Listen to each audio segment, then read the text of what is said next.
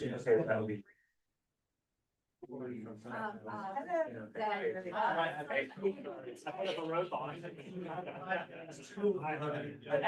have your lane here. Oh, good. I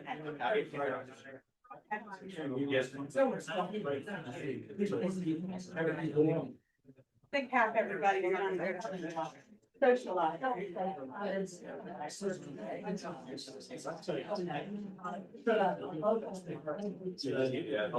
Visually, they're alive.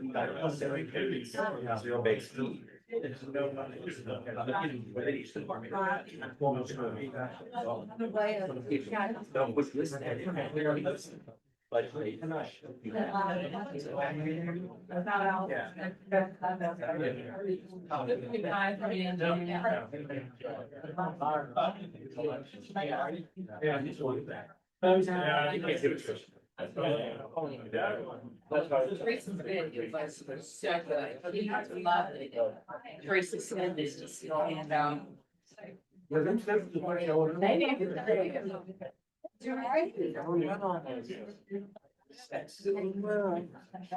like I gotta run a road race and say. Yeah. Right. Yeah, we don't.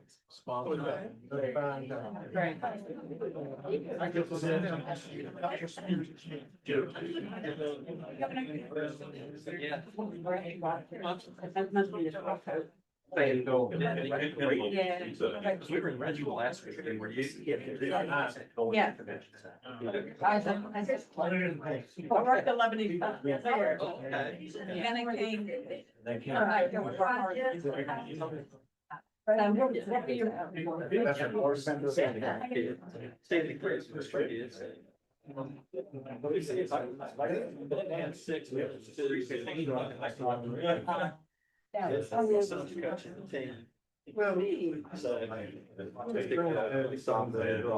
I know that, I know, it's really kind of funny. And yeah,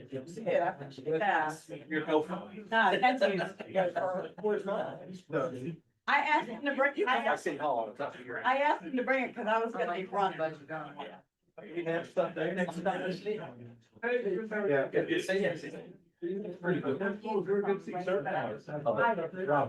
They work pretty hard. Extra large shirt. How are you? Good to see you. Everything's going well. So far, so good, yes.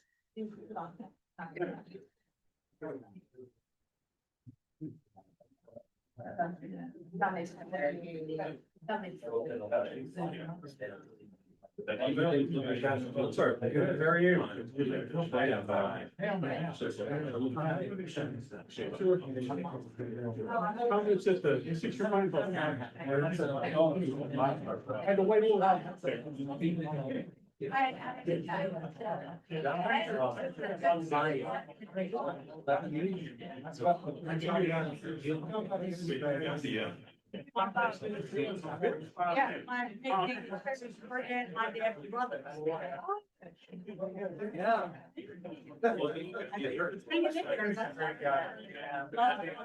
Donnie was doing well. Oh, okay.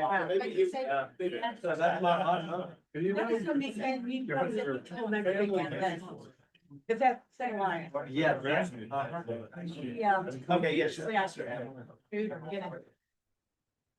Good afternoon and welcome to the May 22nd meeting of the Transportation Policy Planning Organization.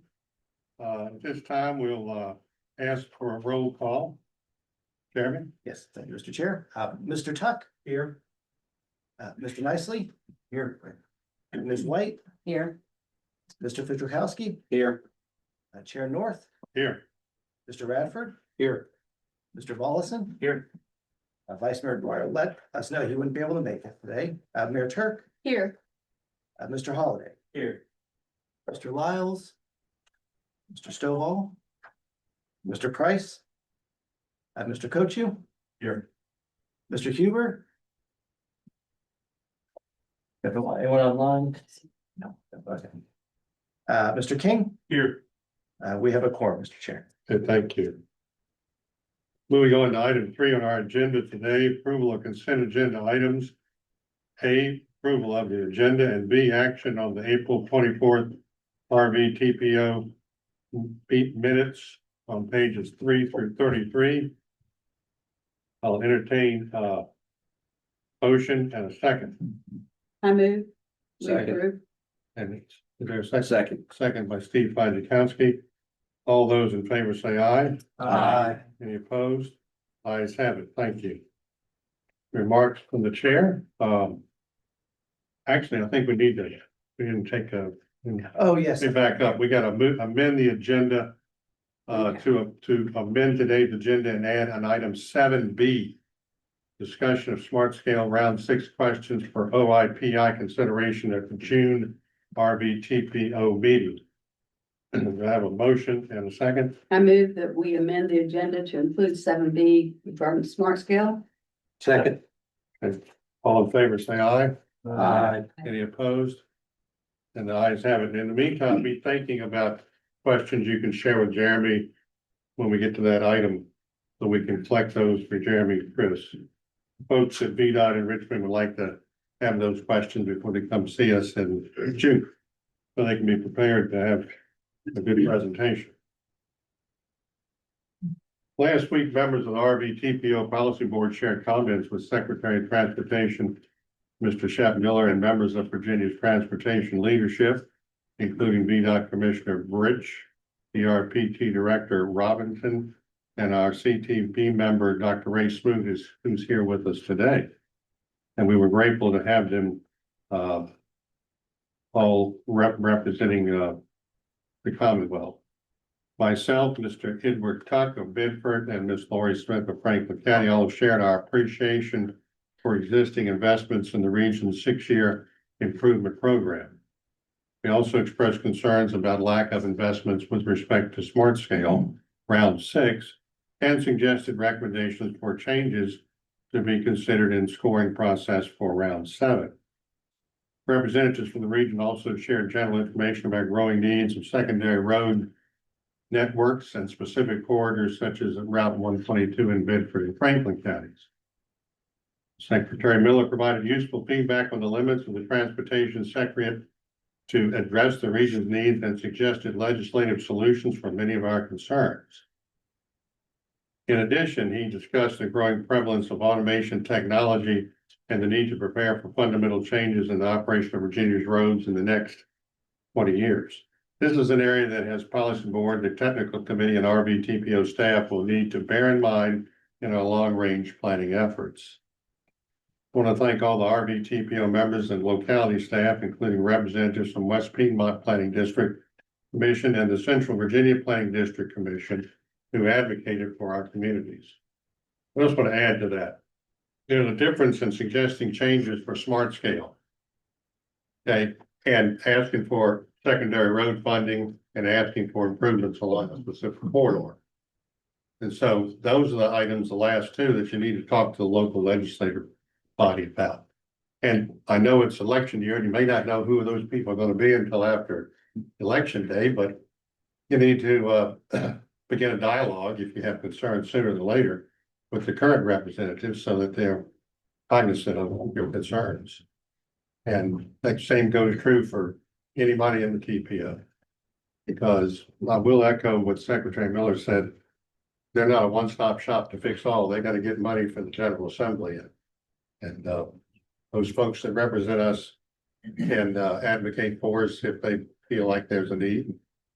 Many times they do. Of course, then it has to pass the process, which is another story. Sometimes that don't always happen.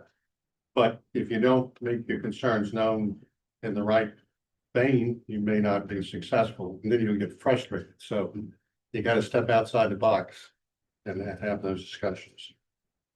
Okay, moving on to our guest today.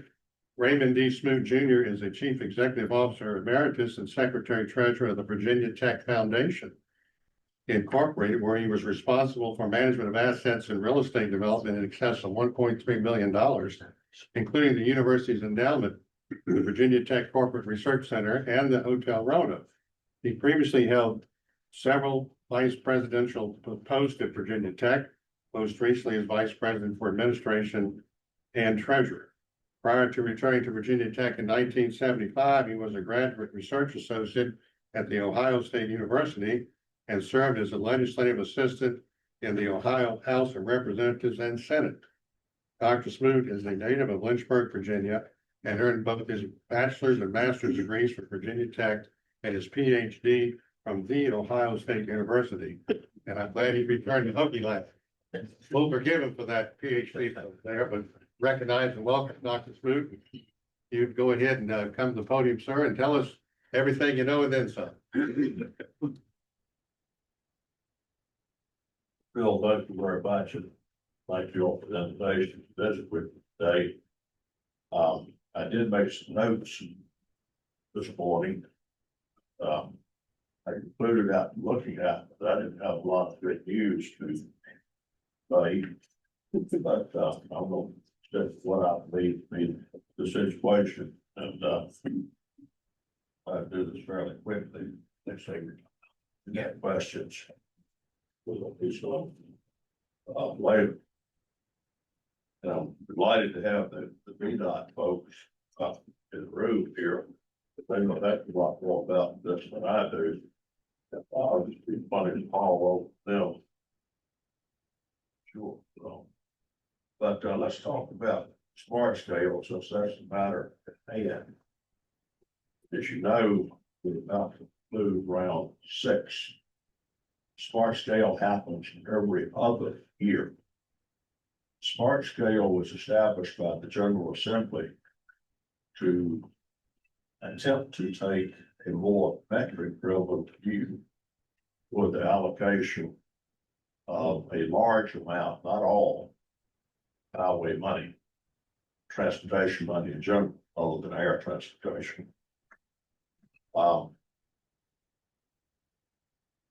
Each round of smart scale has had some of the metrics and some of the criteria reworked.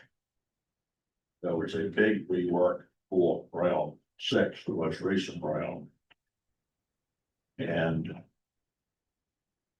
the good news and bad news, I think, is that a more metric-driven approach to allocating the money rather than a purely growth approach and allocating the money is probably desirable.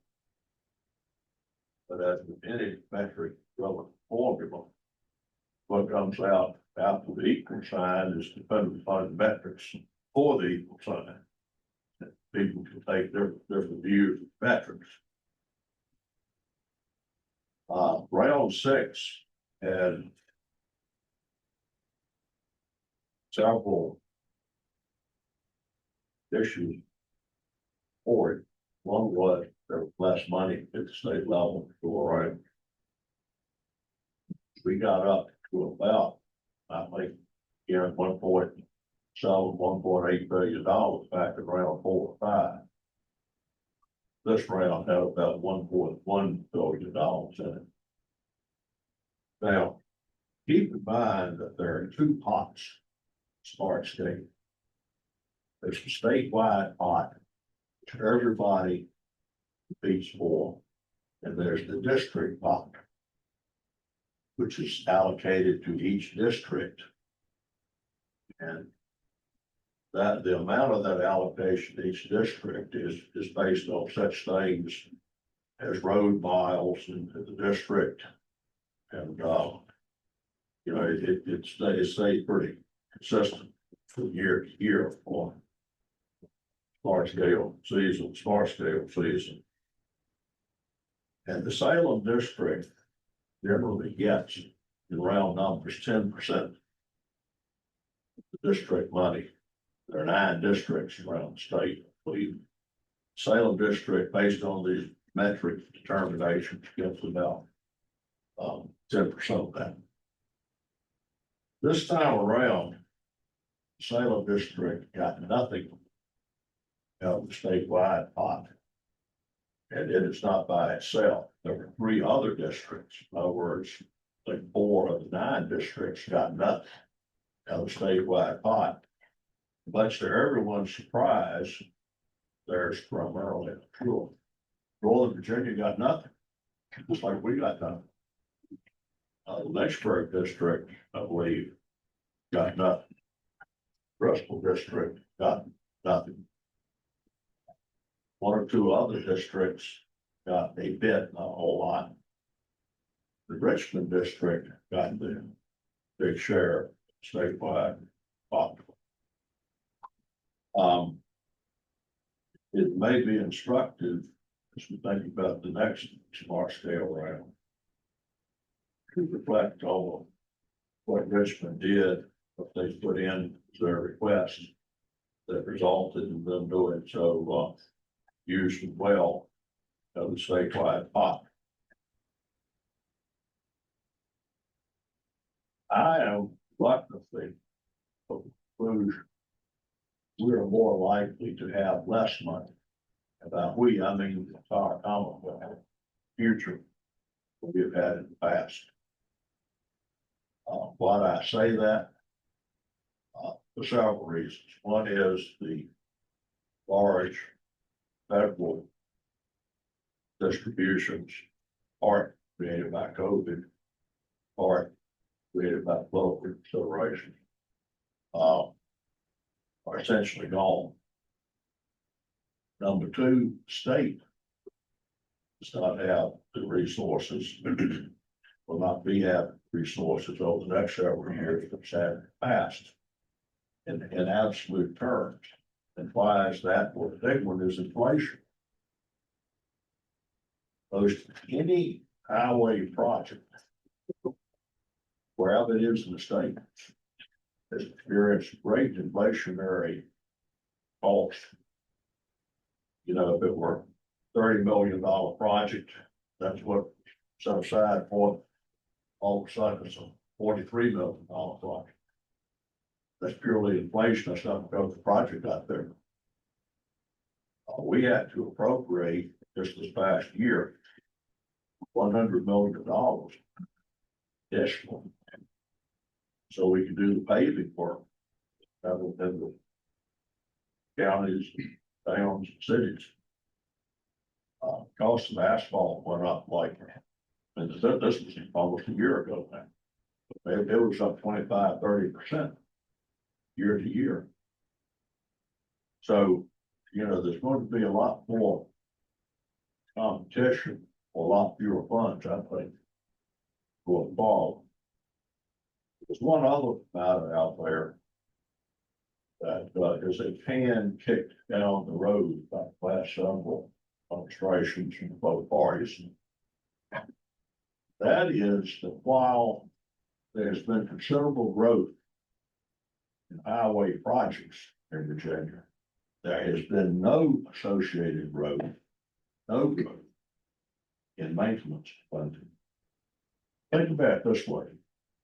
If somebody gave you 10 houses for free, you get 10 houses. I said, boy, that's great.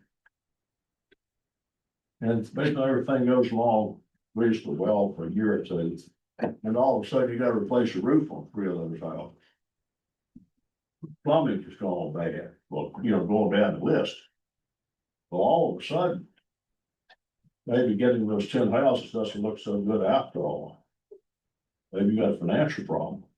The state is about to have a financial problem because it has not received additional maintenance related funding for a long time. And the split of state money, transportation, in round numbers, it's about 50-50 used up in maintenance.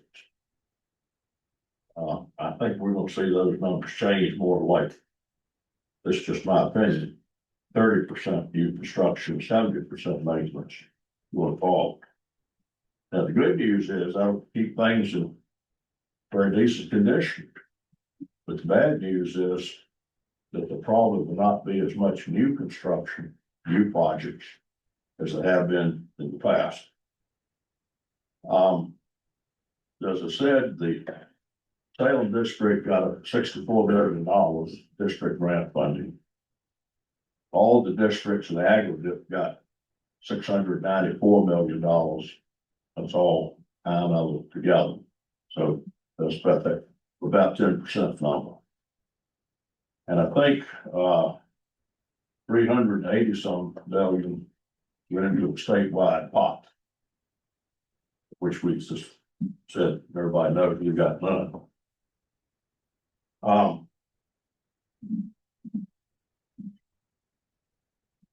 The next round of smart scale will really crank up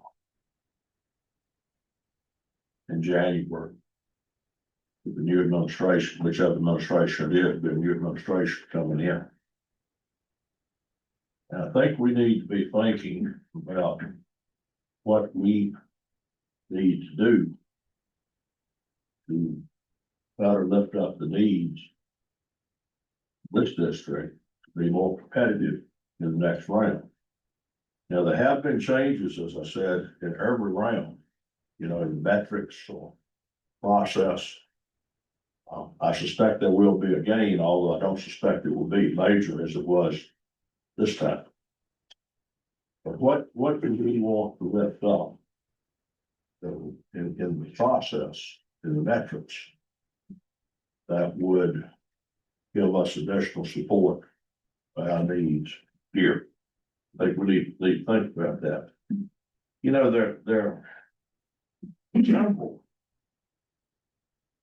things I think we have to keep in mind as we look at what we're able to obtain out of smart scale. Now, some of these may turn out to be exactly wrong. But one is to reflect on the notion that district just doesn't have the needs that some others do in the state. Is that true? I don't know. Or somebody did the smart scale process also, along with, you know, 3 other districts didn't get any money at the state level. But, you know, we should not assume that we have the same level of need. Maybe we have more need. Maybe we have less need. That's what round 6 told us, was we have less need. Another is to reflect on whether the funding formula, these metrics I talked about, appropriately measures the needs of our district. And to the extent that it doesn't, then to suggest and work on getting the changes to having funds to do reflect the needs of that district. Then another is the possibility that the 4 districts, or some of the 4 districts that didn't get funded, did not appropriately put forth their needs to the extent some others did. Now, I'm not jumping on saying that's true of the Salem district, or it's not true of the Salem district, or the Lynchburg district, or the Northern Virginia district, or whatever. But I think we have to keep all of these things in mind as we work through this process, so to come up with something that will serve our needs better. Let me see. I guess it's on the slide for those questions. You know, we need to keep in mind that the Salem district has over, God, again, how much, hundreds of some projects going on in the Salem district. We have over $1 billion Yeah, active in construction right now. yeah, I think it's actually 1.87 billion that's out there just in this district. Some of those are around here. Some of those, like the Route 58 project, the Lover's Leap construction. We looked at on Monday.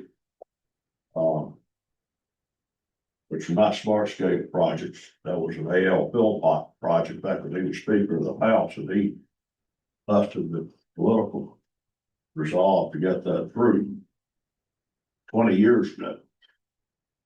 And it continues to play out. But mustering political resolve, I don't think is going to have a big impact on our eventual smart scale applications. Because smart scale was created by the General Assembly because it wanted to get out of things like the 58 project that were purely political Go. Now, will it have no impact? No. I think it will have some impact. Many of you are familiar with the Interstate 64 project, the so-called Close the Gap project. The 3-lane 64 in each direction between Richmond and Tidewater. It did not get funded through Smartscape. It got funded through a direct legislative appropriation. That is an exception to the Smartscape process. I'm of the view that, we talk about 220 a lot, particularly down in the Henry County area. I'm skeptical that will ever get funded through Smartscape. I'm not skeptical that it will never be funded through a political decision. But those kinds of projects will be the exception, not the rule, like going forward, as they have been for the last 12 years. So there's still some political play in the system, but it's sure not what it was before Smartscape came along. And frankly, I find the legislators tend to like that because it kind of gets them off the hook. Well, it didn't score. Okay. So anyway, I'll quit at this point, but and Ken and his colleagues are here and they can jump in at any point too. If you want to jump in before You said it quite well. okay, Mr. Chairman, see if we can respond to anything. Well said, and it's everything you said is an absolute reality of the current landscape today. And it's going to be challenging, I think, going forward. So Ken, you got anything you want to add to that? I think Dr. Smoot has laid out a very, real and factual kind of financial picture. And I like the 10 homes analogy, in terms of it is great to celebrate when you cut the ribbon on the project, and it's amazing how quickly the grass needs to be mowed, lanes need to be plowed, and the burdens of that, come to roost on your doorstep.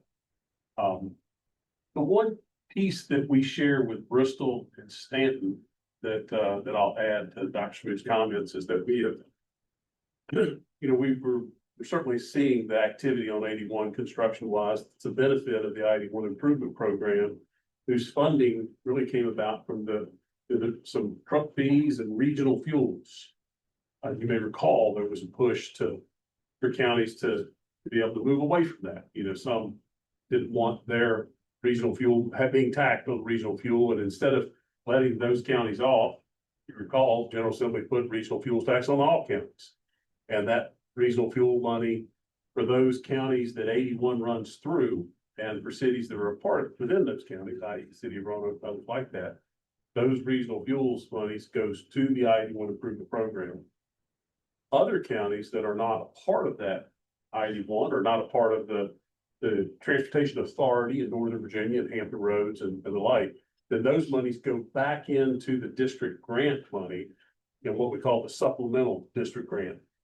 And that's what results in the following, and that is that Bristol, Salem, and Stanton. So we have a few counties that are part of 81. Think about Stanton, they're a very linear district, and almost all of those counties are a part of 81. So when you look at how much money that Stanton had for district grant, they had 39.4 million this last round in district grant. So 39.4 million. Salem had 64 million. So we're, and then Bristol had 37. Lynchburg had almost 86, 85.9. So 86. So Lynchburg is more than double Bristol and Stanton, and a significant amount more than us. Typically, Lynchburg would have followed Salem, Stanton, Bristol in terms of funding, in terms of available funding for consideration of district grant and local project needs. So the we're reaping the benefits of the I-81 improvement program of projects that are taking place. But it is coming at the cost of what otherwise would be money flowing into the district grant, similar to what Lynchburg has. And that will be another part of the reality of our years in the future, where our neighbors, when you look and go, well, look at how many projects they got. Well, part of the reason they got more projects is they had more money to divvy out because they didn't have the money coming out of their program to fund, the 81 corridor. So that's a pretty big factor that'll be with us, I think, for the foreseeable future. As you know, the 81 improvement program is set to continue to generate, that funding going to 81. So I think that's another piece that will add to this future of, somewhat modest expectations, I guess, in terms of the way to look at some of these things in the future. But I'll offer that up just for, the financial realities of what Dr. Smith shared. And let me just. Ken made a great point there. The Salem district is regarded as an overachiever. 81 improvement plan. We got the lion's share of the money first. We all experienced that out here.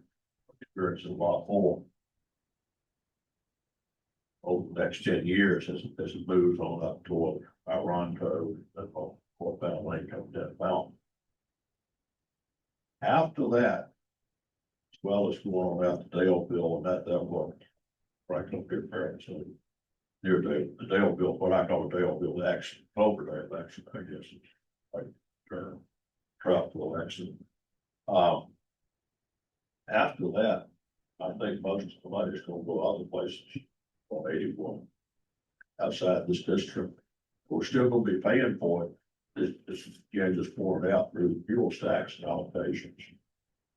That's another reason as I look ahead, to extend everybody can 10 years or so. We're gonna have less money invested on district, some of these other districts. The 81 program is terrific. It is costing us in other ways. That might be a little room for legislative who future. I think Terry Austin understand this very well.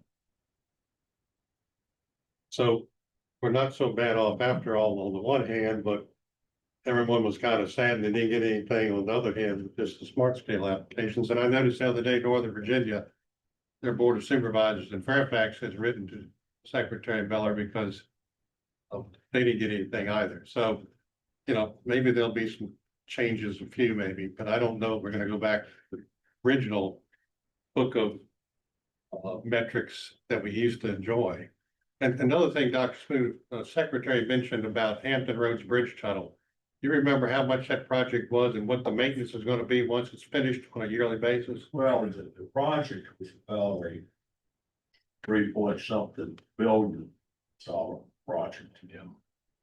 That was funded in significant part through the authority down there.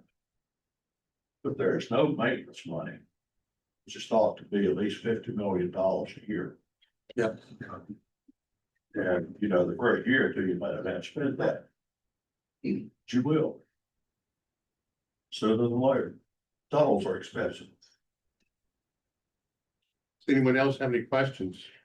For Dr. Smoother's head? Mr. Chairman, Yes, sir. Cody? could you speak at all about the regional airport project? I'm sorry if you spoke about it before I came in. I really can't because Commonwealth Transportation Board does not do aviation. Sounds good to me. If you can buy money for us, we'd love it. Yeah, there's a separate, as you know, aviation board. He can tell you a lot about trains. Right. Well, yeah, that's Right, one of the things we started reasonably well on up here. And let me mention quickly, and then I'll leave podium. In talking with several people, and the other people in the room get know more about this than I do.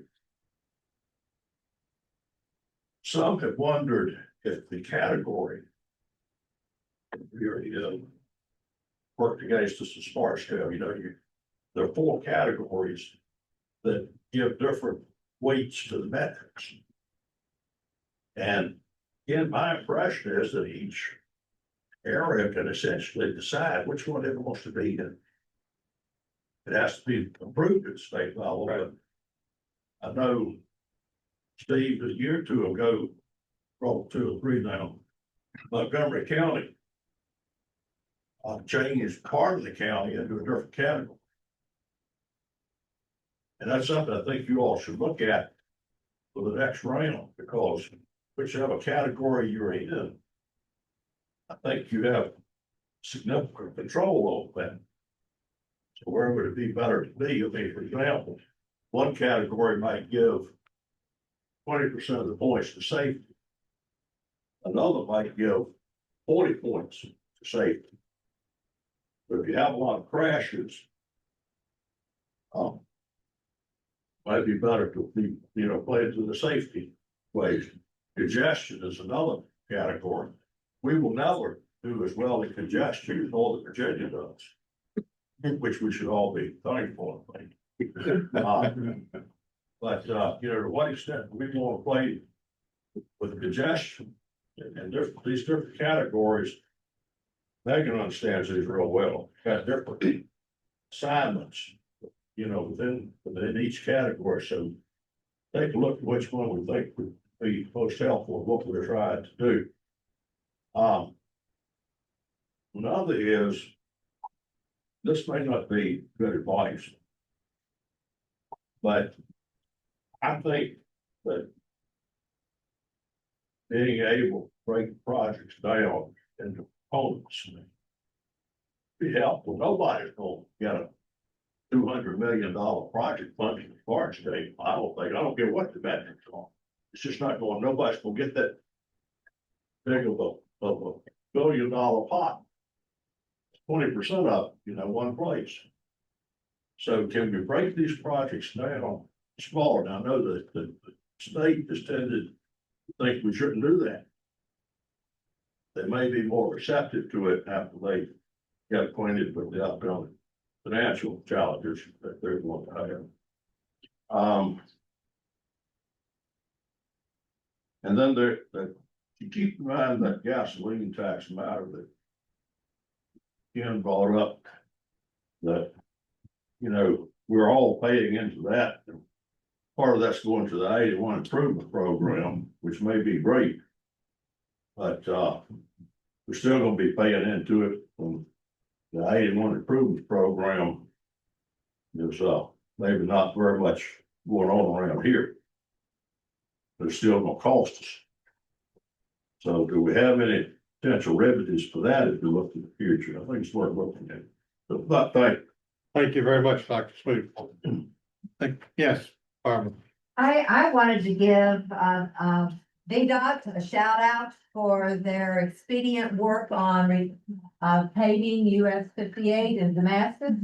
That is US Bike Route 76, and detours for bicyclists is a whole lot more inconvenient than it is for motor vehicles. So thank you, and you'll pass that on to VDOT. if we would all ride bicycles like you do, we would need all of them.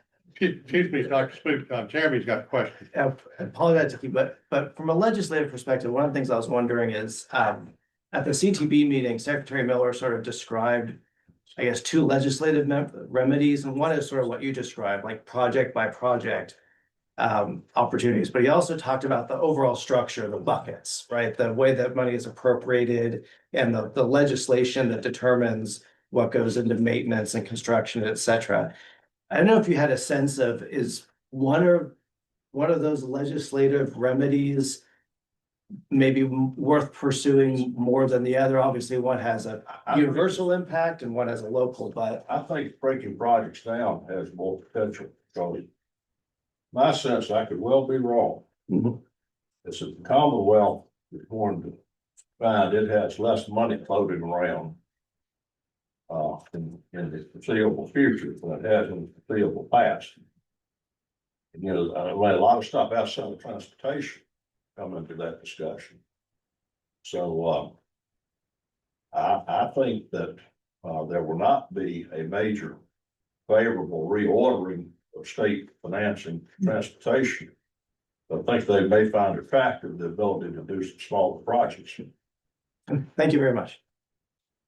Thank you too, Dr. Scoot again. Cody, I'll have some comments on the airport. Where's Cody? He leave? Oh, there you go. I'll have some comments later on about the airport.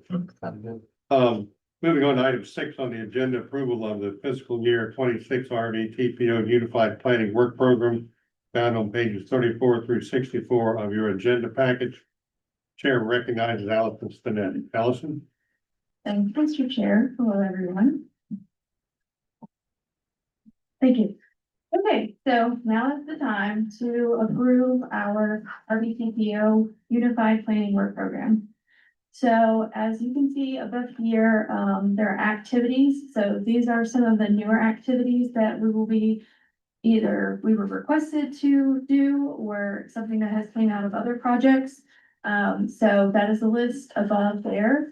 And then down on the bottom, if you would like to see the financials, all of this information in the work program is in your packet. But what I show you here is a breakdown of our charge codes or funding buckets per se.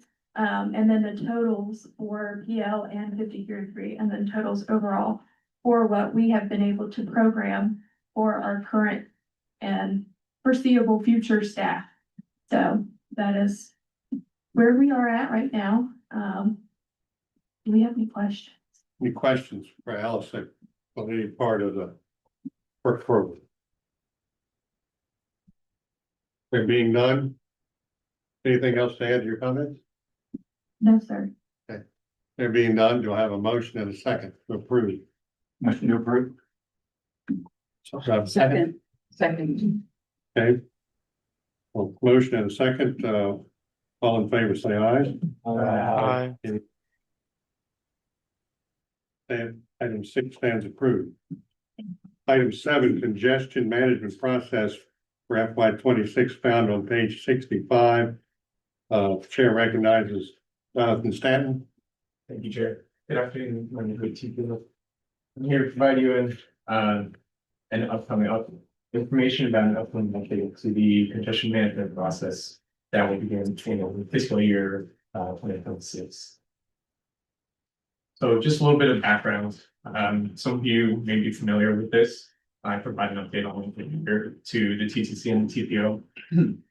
The congestion management process is a document that has been required since the TPO became a designated transportation management area in 2010. What the congestion management process document is it defines congestion for the MPO, how we measure and define congestion.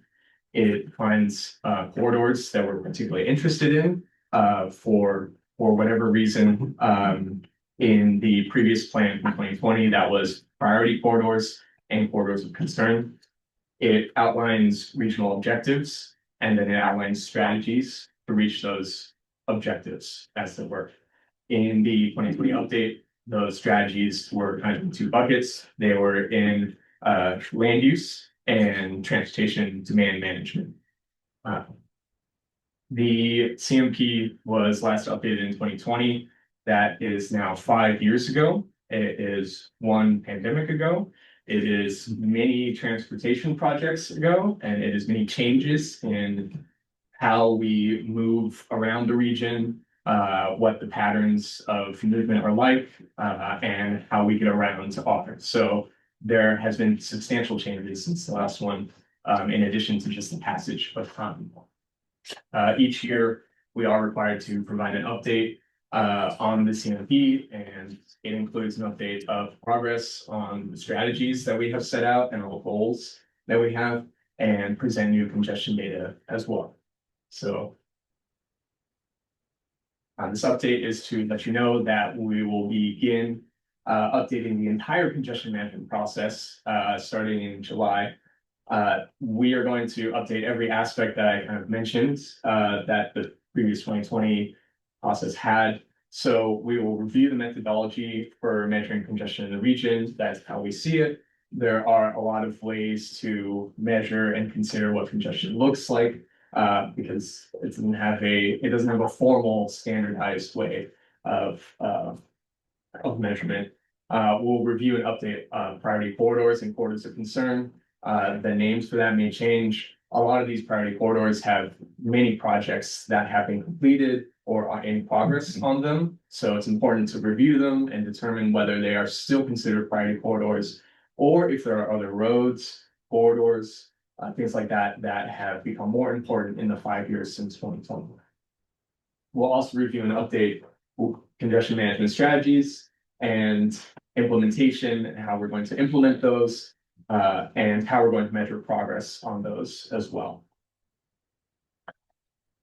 So the next steps, we're going to review our current CMP. We're going to review the federal guidance on congestion management process, whatever federal guidance that might be out there, that will kind of give us the rough framework for what this is going to look like. And we'll also review other CMP documents. Most transportation management areas, all transportation management areas are required to have a CMP document. So we can of course look at other metro areas in Virginia and kind of in our surrounding area as well. We'll develop a framework and a schedule for the CMP update. This is FY26. In a perfect world, I think we'll be well ahead of finishing in spring of 26. But that's kind of the general timeline. And once we get this update started, we'll reach out for one-on-one meetings with TPO locality staff to kind of check in with them, see what they have in mind, and see what would be good to have in this update as well. I have a couple of questions here at the end for all of you. You can discuss with your locality staff as well. Great, but kind of two things that we kind of see in an overarching way, for especially for team members. As a federally required product, how do you see CMP as part of our work?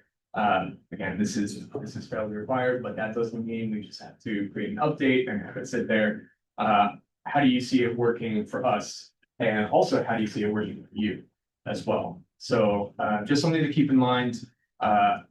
I'll provide regular updates as we get started with this kind of overall update, but that's just the to get you thinking a little bit. Any questions? Thank you, Jonathan. Any questions, Steve? Yeah, does the CMP include alternate routes to 81 during traffic accidents? I mean, for the most part, that's Route 11 in this end of the state, but I mean, you have town of Christiansburg, city of Salem, that when there's, you know, something on the interstate and traffic is rerouted through the city and town, that creates huge problems. Is that looked at? The 2020 CMP did have Main Street through Salem as a priority corridor, and I believe that is probably because, in part, because it is an alternate route to 81. We did discuss a little bit at the TTC that we don't have the recurring congestion that maybe Virginia or Richmond has in the same kind of way, where every day there is a slowdown on certain directions of highway. Certain areas, the congestion can be a lot more irregular. For example, when there's an accident on 81 and traffic is rerouted. So we have flexibility. I believe that we have flexibility in this document to highlight some of these unique factors that are in this region, such as alternate routes to 81. And so we can work that into this update and this document to kind of highlight what those are and what issues that bring and why it may differ from other major metropolitan areas in Virginia. Thank you. How did that answer your question? Mr. Bradley. Do localities use this document to help create their smart scale applications? Is that one of the big purposes of this document? I think one of the primary purposes of this document is that these projects then go into our long range plan, which then gets incorporated into how we fund other aspects of it. I can look into how it works into smart scale. I know that VDOT measures congestion for smart scale projects in their own way, and that it may be slightly opaque. So there's potentially a bit of a mismatch between how we look at projects in the congestion management process and how we look at them to a certain scale. All right, just to follow up, I'm trying to understand the congestion that Dr. Smoot talked about that other parts of the state have, and thank goodness we don't have it. But we have micro congestion.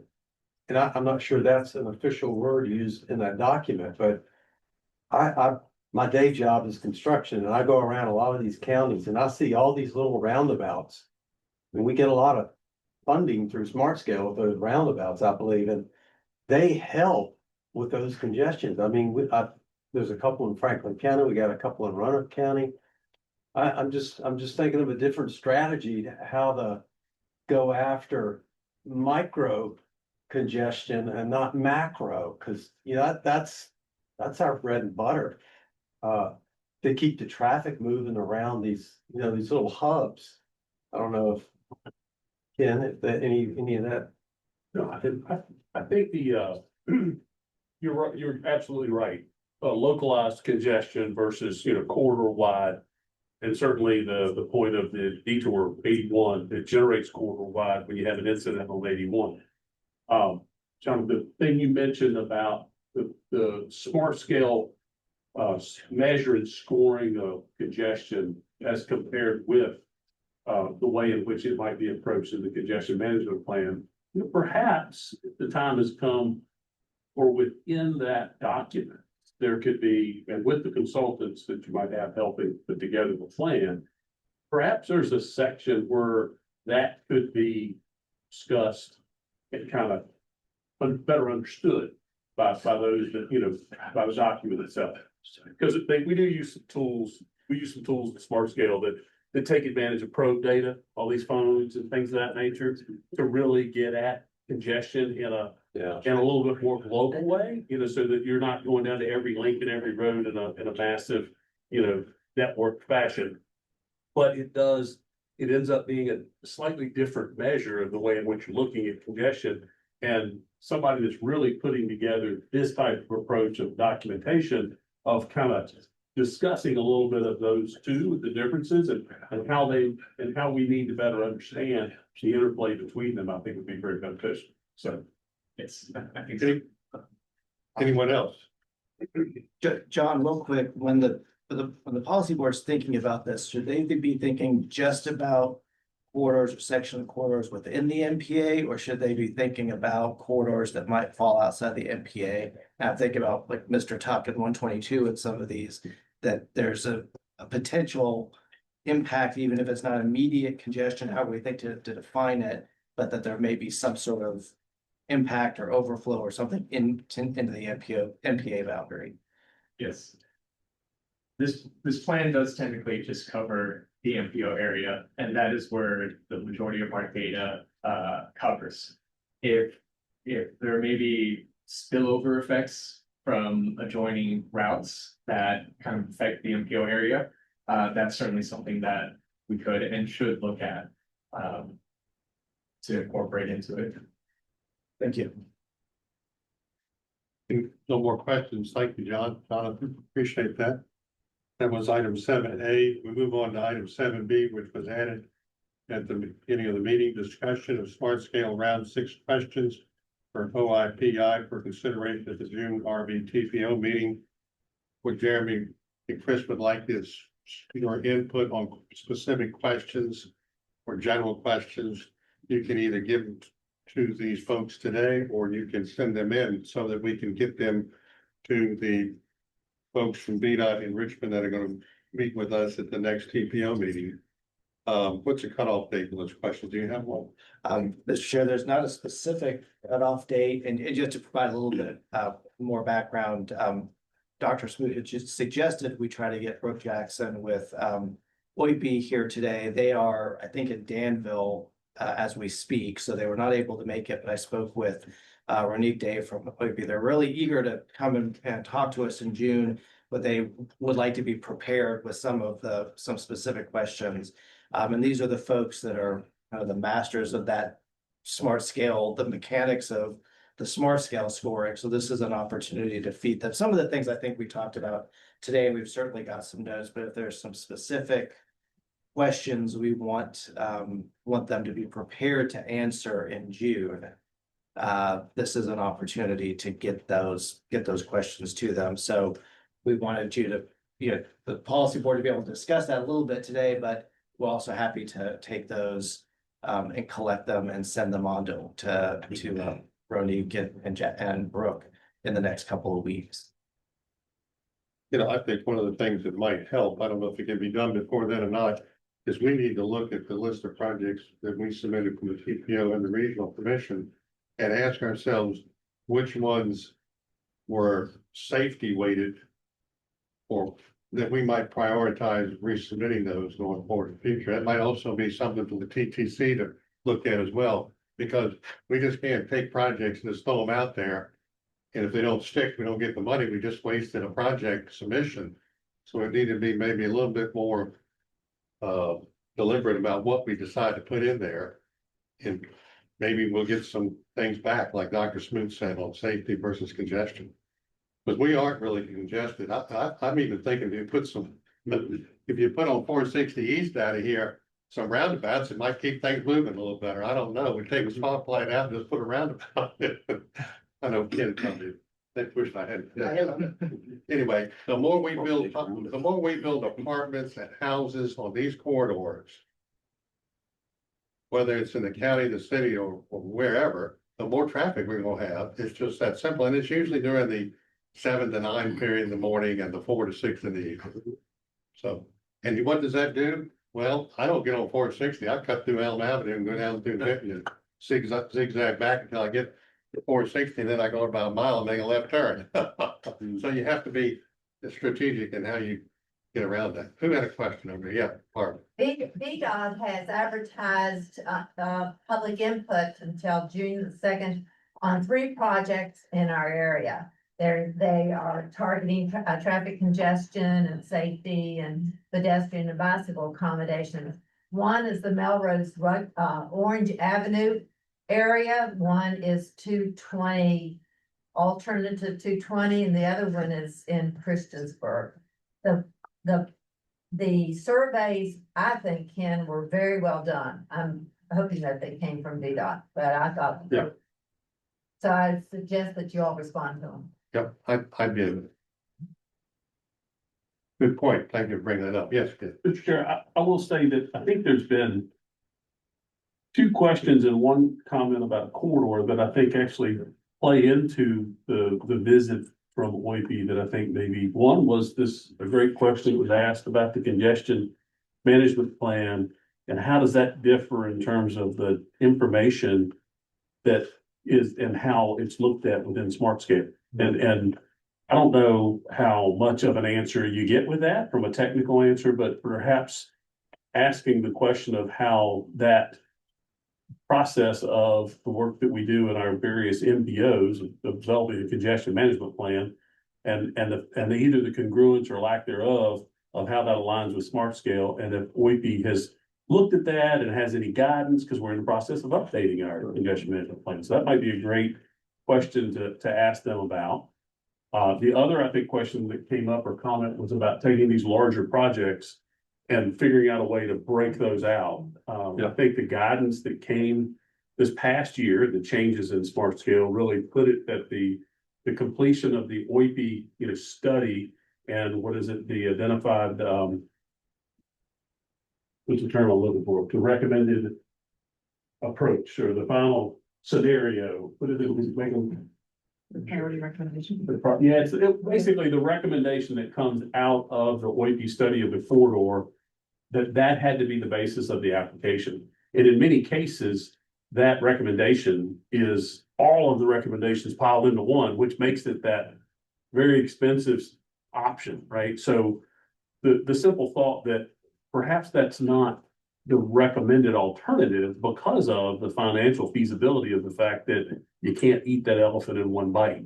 And is there an appetite within our processes to revisit that decision that was made? Either 1, giving greater flexibility to break that up, or 2, giving the opportunity to revisit the previous recommended alternative and revise that to be something less than the combination of all of the individual parts. It's on our list to do just that. Just that And change. there you go. So those were 2 points that came up, and I think the other comment that came with Route 122.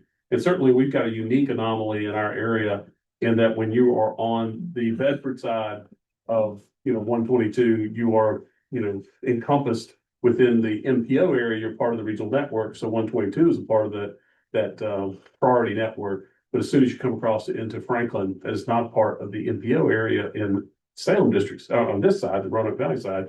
And then therefore is not represented in Oipe as one of those corridors. So that lack of continuity of 122 simply because you cross the county line is, I think, hard to explain to lay people. And 2 is sort of hard to understand from a network kind of perspective. And perhaps OEP could talk about ways through which we might better address that. So. Good point. Because when you sit down with the legislators, you gotta educate them sometimes It's too, tough, yeah, it's tough. because they may or may not fully understand everything. Anyone else got any more comments? I will move on to other business. Any other business come before the commission? Mr. Chair, if I might have Yes. one moment, I just want to take a second. Many of you already probably know, but Mr. Stanton, who just provided our congestion management update, I think this is his last TPO meeting, correct? He is being spirited away to California following his partner's graduation from BTC Medical School. So we are very happy to have John. While we had him, we knew when he joined us, it was probably going to be short-lived for that very reason. So Oakland is claiming him. I just want to express my appreciation for his time and work on behalf of the TPO and the regional commission. He's been involved on both sides, on urban and rural grant writing, planning, etc. We may still work with him a little bit remotely. It's the wonder of the modern age that we get to do that. But we really appreciate having him with us. We're going to miss him. Wish him well in California. And just want to take a moment to recognize his time with the TPO and thank him for everything he's done.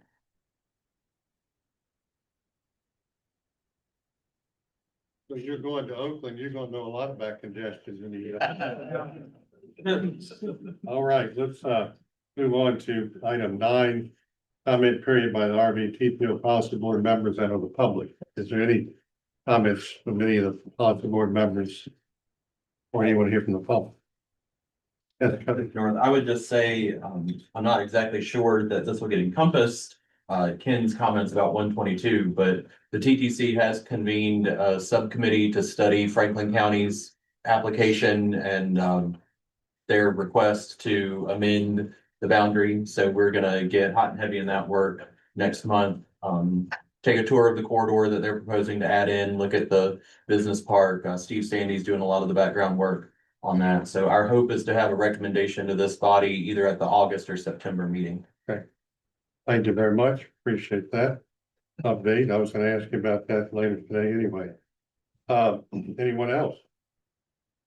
Yes, Barbara. I'm Barbara Dirk. I'm representing the Virginia Bicycling Federation. I spoke at the Commonwealth Transportation Board meeting on Thursday about several issues, but one particularly about prioritizing the Valley to Valley Greenway. That this would be an alternative transportation corridor connecting the New River Valley with the Roanoke River Valley and would help when I-81 is congested. Anyone else? All right, Cody, on the airport. Oh, sorry, you had something, Ken? Just a comment about keep your eyes out for an I-81 meeting that will be taking place. And I'm sitting here looking at my calendar. I thought it was June the 17th. It's that second week of June, 16, 17, 18. I will get a note to the staff so that you can get it into the minutes. But we do have a meeting coming that'll be for this evaluation of the next batch of 81 projects for the next, programming into the 10-year future, if you will. And that's forthcoming here very soon. So. Thank you. Now about the airport, I'm gonna tell you what I know and what I don't know.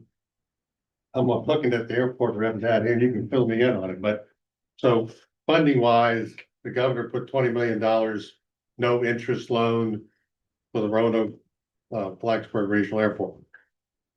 It got to the General Assembly, they took it out. He sent it back over with his amendments, and I don't think it passed muster then neither. So to my knowledge, that did not happen. And it wasn't because we didn't have the support on the one hand, but we didn't have it on the other. Now, master plan is still in before the FAA, and there continues to be questions back and forth between the airport and FAA. I've heard that the FAA doesn't think that there's enough flights and volume of passengers to warrant an expansion. It doesn't mean that one won't happen one day. The task force that Jeremy and Chris and Peter and I are on, and some others from the Chamber of Commerce, the regional chamber, Eric Satchell in particular, we made a trip down to Raleigh, learned about their expansions, how it worked out. We took the Blue Ridge Innovation Corridor, a consultant with us, but now he's no longer with that group. Not because he went to Raleigh with us, but because they didn't work out originally. They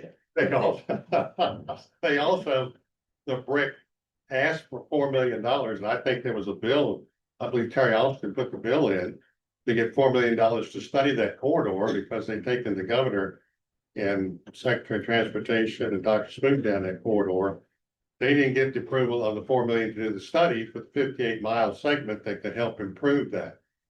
We brought BRIC in to try to advocate for the airport too, because their efforts go all the way to Blacksburg and 81 to Covington. So where do we stand? Well, it doesn't look too rosy at this moment, but we are convening a meeting following up from that trip with Eric Sash on the Regional Commission, July 2nd, I believe, at noon. And we're going to talk about what the next steps are. And one of the things mentioned is an ambassador program. So what's an ambassador program?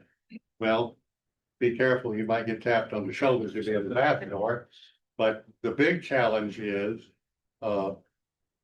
we got 50% leakage. Everybody goes to another airport. Some go to Lynchburg, some to Dulles, some go to Charlotte.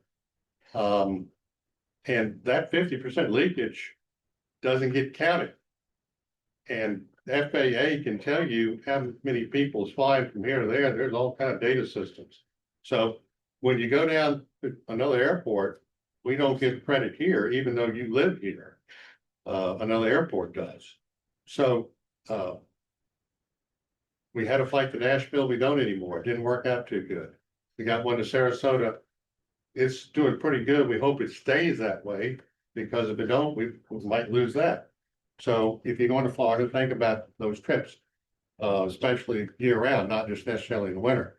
There is in August a flight coming to Chicago. American's going to give United a run for the money, maybe bring the fares down some and get more people flying that might be going to these other airports, because that's an expensive corridor, United to Chicago to the Midwest. You better have a chunk of change and some good plastic, because you're going to need it to get out of here. The fare has tripled in my time in Roanoke. So think about ROA, fly ROA, and we'll tell you more as we learn about this so-called ambassador program and how that might work out. And so if we can get the numbers up, people flying out, this bolsters our case to get money. Yeah, this Chicago flight is important, this new one. If it's not supported, it's really just showing American that Roanoke area can't support a flight further out west. Sure. That's what we really need. That's right. Denver, Dallas. If you can't even, get it to Chicago to have them make money, then they're gonna stay low. Right. Come back later when you have more. Exactly. So if the area does not support that flight, it could be a while before we see something else west doing. In terms of the master plan, I will say that there are really two parts to that runway extension. There's the safety element, the safety zone. Right. And then there's the expansion for a longer run. Right. The FAA understands the need for that 1,000 feet, which basically take you over 581 to get that. They understand that. they want us to look at alternatives, maybe getting that. But we also did something at the end, right before we submitted the final, we did a study, an aeronautical approach study that showed significant benefit to the airlines and approach, which would help, it would help with pilots that aren't as seasoned and certain airlines. That new approach would help make it more reliable, make this airport more reliable. We would need that extension to do that. That approach requires that extension. So it was just another thing that we put in. We put that in late. And so there is still discussion going back and forth. It's not done. Right. We are pushing. And I feel like, I feel like this region's not done with supporting the expansion efforts as well. It's just that we might see it for a number of years before it comes to fruition. Nothing happens overnight, and it's not gonna be cheap. That's the other thing. I think Senator Warner almost had a coronary when we told him what the number was some years ago when we were in that meeting too. Yeah. And he came to bring a $50,000 cardboard check to Craig County or somebody for broadband. And we hit him with a number, was about 550 million. He about choked. He said that was almost, I forget what percent of the whole infrastructure bill at that time. And we're like, yeah, but we're not proud, but we'll take anything you can get. So people know about it, but it's gonna take a huge regional, but also a political effort to do that. And then if you get recognized and you get put on a list, then you're put on a capital program list, you might be number 6 out of 20, or you might be 18 out of 20. So that may add to the time till your number comes up. And I think that's one of the things we're pushing on the FAA is allow us to do the environmental, to understand the project. Right now, we don't understand how it will be built, what it will cost. And so I think we're pushing them to allow us to do a study, do some preliminary design so that we can give them good information. We can give the governor good information. For the most part, people have been just throwing their thumb up and kind of throwing a swag at it. But until we know the construction type, what it's going to take, what DOT's going to require of us, what environment's going to require of us, you just get sense. Exactly. We need a little bit more. Exactly. Thank you very much. Appreciate that. Yes, yeah. Mr. Chair, I did figure out why I was having trouble finding that date in June. It's July. It's July 14 to 18. I don't know that the dates have actually been advertised just yet, but I was wanting to put that on people's radar screen. That week in July, we'll have meetings along the 81 corridor for some of that input about the other 81 needs. So Okay. good reason I couldn't find it in June. I was getting ahead of myself. So we'll get that date nailed down in our June meeting and make sure people have. And then they'll have an 81 commission meeting probably to follow after that. And I think they're looking for something like that in July, Okay, so, all right, thank you very much. Mr. Chair, we do have Mr. Huber online, raised his hand, I believe, to make a comment. So you Some info. have a question, comment? Yeah, just some quick announcements on our end. Thanks for joined a little bit late. Sorry, some overlapping meetings here. But I will just add that we were selected for another NTI course offering. So we will be hosting public involvement in transportation decision making July 8th and 9th here in Richmond at Reynolds Community College. And registration is open for that online, as well as state and metropolitan transportation planning and programming. And that'll be held in September. Registration coming soon. So definitely be on the lookout for that, as well as our annual VTA conference here in Richmond will be next week. So I hope to see some of you there. That's all. Thank you. Anyone else?